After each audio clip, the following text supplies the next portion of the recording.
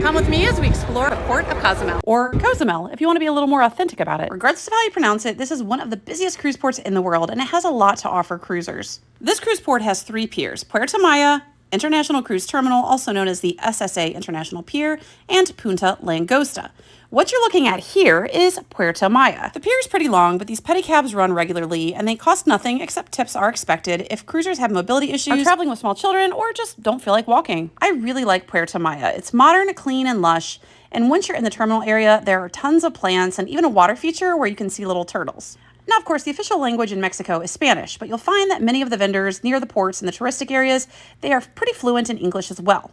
While I like Puerto Maya, one thing that I do not like about this terminal is that you are forced to go through a duty-free store. Now, this is nothing new. A lot of terminals are designed this way, and of course, intentionally so. But what I don't like about this is how long and excruciatingly narrow it is. It gets really backed up very easily, especially when the pier is at capacity. Now, once you exit this little gauntlet, however, you'll find yourself in a really nice cruise terminal. Here at the terminal and most other places in Cozumel, there's no need to convert currency because while the official currency here is the Mexican peso, U.S. currency is widely accepted.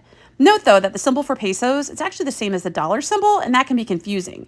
So make sure you always check the currency before buying anything. If you like shopping, then you're in luck if you port at Puerto Maya because of the 3 cruise terminals, it arguably has the best shopping with 65 stores and stalls.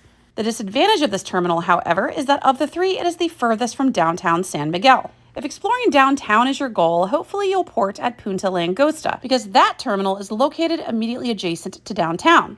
The International Pier is also not far from downtown, but probably will require a taxi.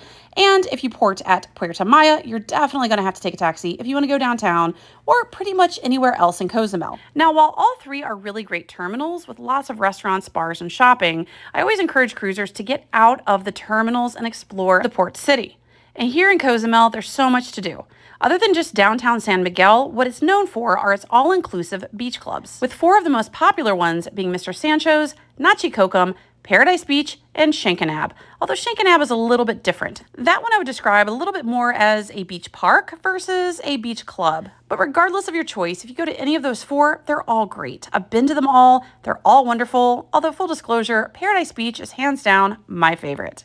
Another thing I love about Cozumel is the easy accessibility of its taxis and the affordability of it, which is good since rideshare services like Uber, they're not an option here. On this recent visit to Cozumel, porting at Puerto Maya, taxi prices were as follows.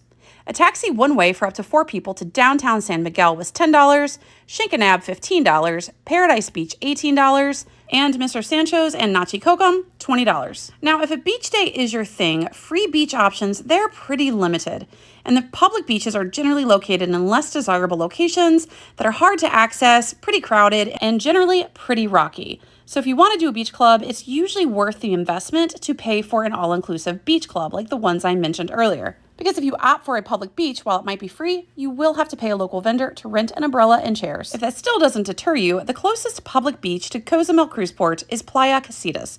Specific to each pier, it's closest to Punta Langosta, about 2.5 miles away. So not far, and again, taxis are pretty affordable, so at least you can get there and back pretty affordably. Now, as I mentioned early, Cozumel is great for taxis. They are very regulated, those prices are set, and they are not usually negotiable because of that. Before getting into any taxi, though, you want to make sure you always confirm the price, although signs will clearly indicate what those prices are. And what's important is that you confirm your method of payment. Most taxis here do not take credit cards, but they will take U.S. currency. But it's beneficial to always confirm in advance. If you're traveling with a large group, no worries, because there are taxi vans that are readily available as well. The lines at the taxi stands at each of the cruise terminals, they look pretty daunting and the line is almost always really long, but I promise it's really well organized and that line, it moves briskly. If exploring on your own isn't your thing and you instead opt for a cruise line excursion, you'll meet up with your group at the cruise terminal, and those areas are pretty clearly marked with various signs. What's great about Cozumel is that it's a pretty small island, so everything is pretty close by. Getting pretty much anywhere from any of the 3 cruise terminals doesn't take long, at most about 15 to 20 minutes. And no worries getting taxi back to port because those are readily available at each destination